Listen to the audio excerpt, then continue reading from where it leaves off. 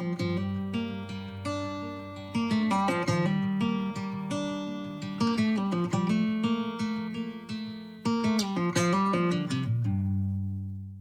we did a Q&A a few weeks back, I can't remember how long ago, and we actually got quite a few questions about the livery yard. So instead of answering the questions in the Q&A, I thought I would do a video of kind of what it's like to be on a DIY livery yard and a little bit about the facilities we have here.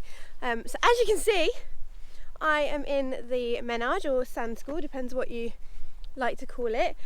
It's a cloth fibre, so it's like a mix of recycled cloths mixed into sand.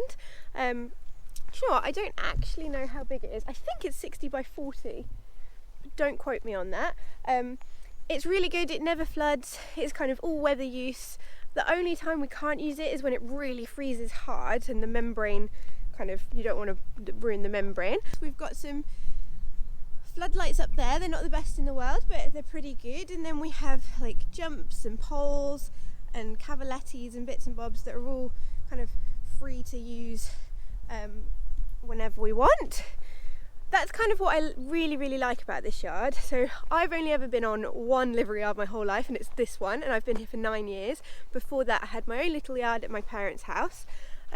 There's no added extras, so you don't have to pay extra to use the school or put the jumps out or park your lorry or have turnout. So everyone kind of just mucks in together and everything is included in the monthly fee, which I much prefer to having like top-ups and things. So let's go onwards.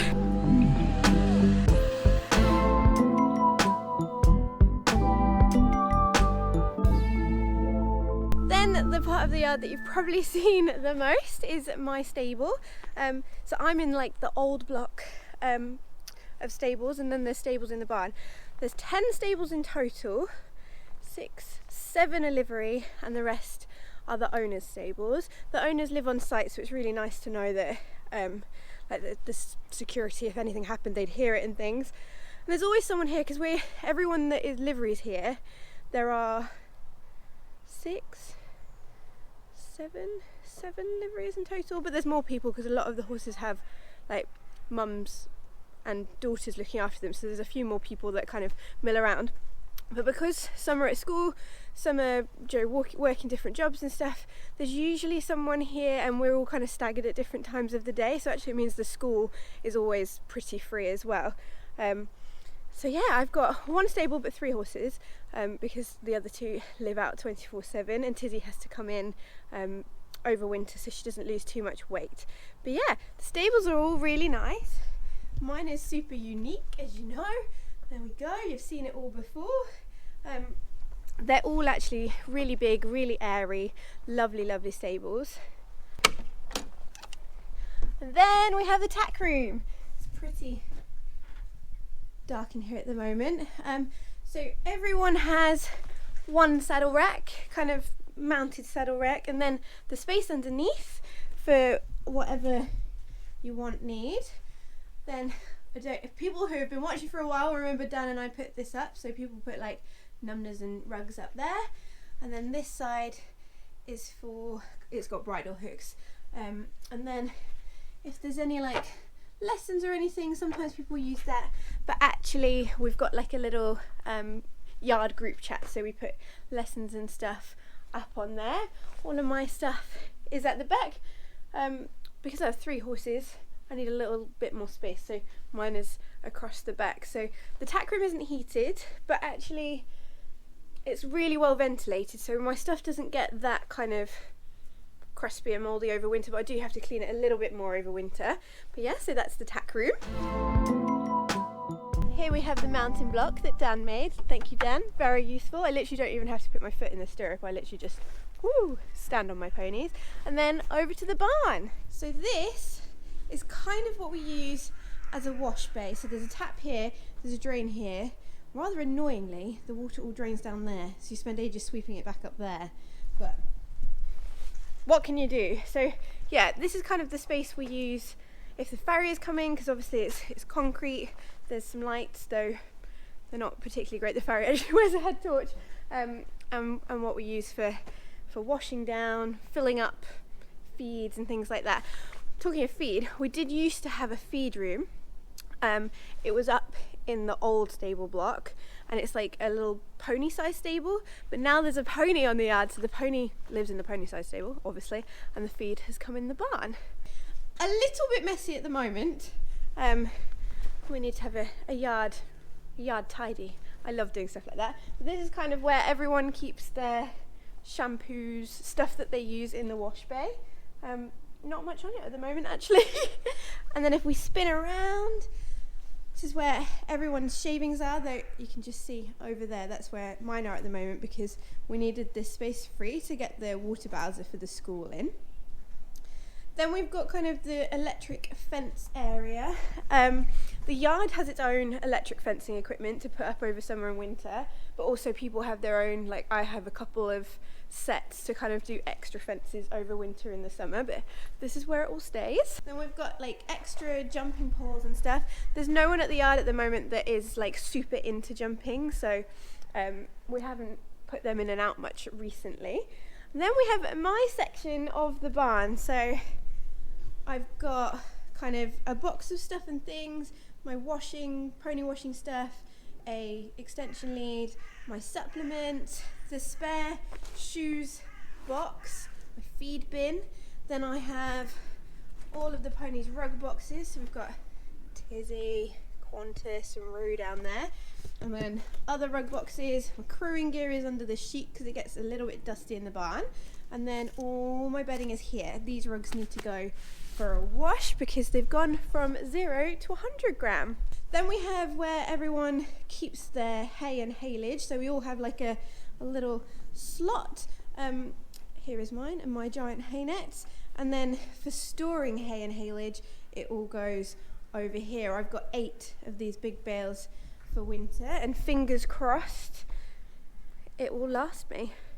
Then we have the wheelbarrow and mucking out kit parking that you've seen lots of times before, and then all the other stables. There's a couple of ponies in. Hello ponies. And then the lorry gets to park here, but there's some more, when I had a trailer parked around the back, so it's easier for everyone to drive around the back of the barn, do a big like U-ey and then reverse the trailers in. So everyone who has a trailer has parking, and there is more space. If more people had more trailers, then there's enough space. So we'll go around the back of the barn. This is where all of the trailers are parked. And then there's our muck heap, complete with a very English pheasant. That's what everyone came for, isn't it? The muck heap.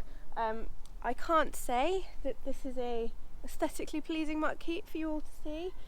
It doesn't stay though, so it gets taken away by a farmer and then spread on his field. So actually, you don't need to have a perfectly stepped, neat muck heap, although do love doing it when I have a little bit of time on my hands. And here we have the winter field. So the winter fields are closest to the barn because it's dark and muddy and the horses are coming in more and we have to take haylage out, so it makes sense for everything to be closer. So these are the winter fields for my ponies, Fluffy, who you've seen come out on hacks with us, and the little pony goes in this one. And then over there is kind of around the school, and over that way is everyone else's winter fields. It's really, really good that we have summer and winter grazing, so we don't have any restricted grazing, which is wonderful, and the fields always get about 6 months to recover, so we're very, very lucky that we have that much space. And that's what I looked for when I came to Staffordshire and was looking for a yard. I wanted somewhere with 24/7 turnout that wasn't going to restrict it in the winter, because at the time I'd never had horses stabled. I'd had field shelters and fields. So yeah, the summer fields are just resting and they're looking quite good. Here we go, the summer fields actually looking really good, and as you know, ours is right down the bottom and that field at the back. So the owner at this yard is kind of really laid back, really lovely. I really landed on my feet having this as my first and only ever yard. because she'll let us do as much kind of maintenance and work on the fields as we want, but also some of the other liveries don't have time or don't want to do that, and they don't have to. So it's really kind of do as much as you like, and kind of manage your horses how you want. Very rarely are we ever like asked to do anything at all, ever.